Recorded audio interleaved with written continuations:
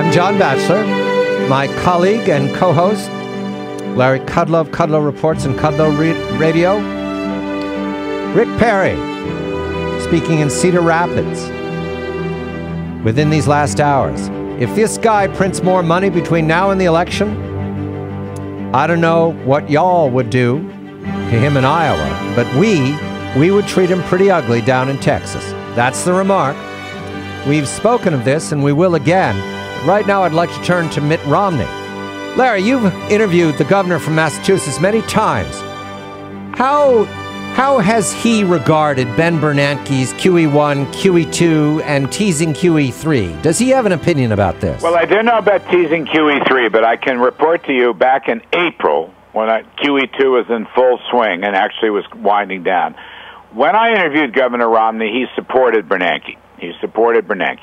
And he absolutely refused. I talked about depreciating the dollar, and I talked about oil inflation and harm to the economy, and he absolutely refused to bite. And I know that at least one of his advisors, Greg Mankiw of Harvard, a man that I respect enormously, he has encouraged Romney to support Bernanke.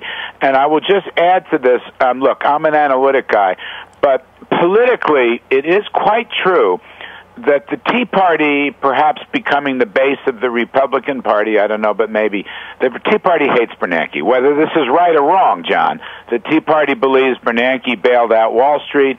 The Tea Party believes that Bernanke is just like Obama. Bernanke prints money, Obama spends federal money, and they don't like it one bit. So I think that at the moment, Governor Romney may be on the defensive, given the Governor Rick Perry assault on Bernanke. Let's speak of Mitt Romney then, in that he has made remarks in the past that are supportive of Ben Bernanke.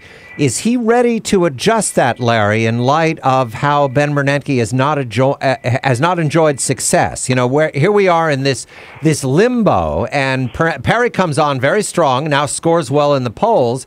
Is Mitt Romney ready to march that way? He's been flexible in the past. Yeah, I don't know. I can't speak for him. I've seen no evidence of that, and they're sort of in radio silence right now. But right. I do want to say this. I think Governor Romney is running a very good campaign. I think he is vastly improved from 07 to 08. I think he's sharper. I think he's better informed.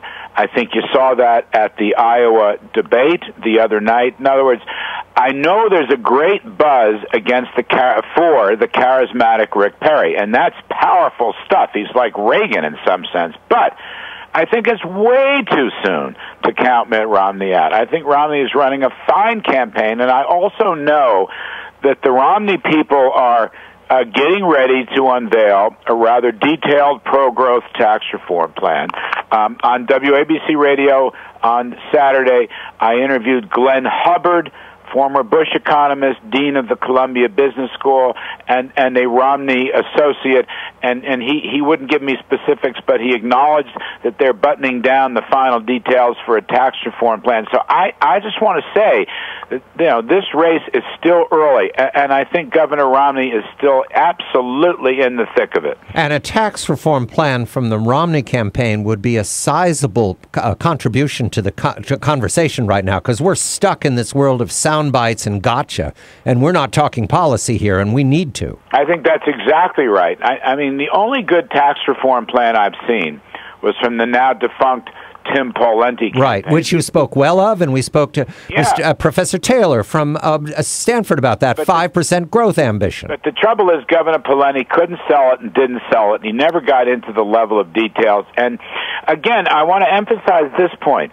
Mitt Romney is the quintessential, he and Herman Cain, but let's face it, Herman's not going to win this. Mitt Romney is the quintessential private sector, free enterprise, CEO-type guy. And he does speak with some authority on that. And I think he has built up, or shall we say rebuilt, his creds in these debates and on the campaign trail, and with his relentless attacks on Obama. I mean, he calls Obama this magical bus ride. He calls it the magical misery ride. And I just think that it is far too soon to count out Mitt Romney, as strong as Rick Perry is. And by the way, both the Republican Party and the voters of the country are going to benefit enormously from a great competition between these two high-class, strong players. Tax reform. We will speak of it. Larry Kudlow, Kudlow Reports and Kudlow Radio on the weekend. I'm John Batchelor. This is The John Batchelor Show.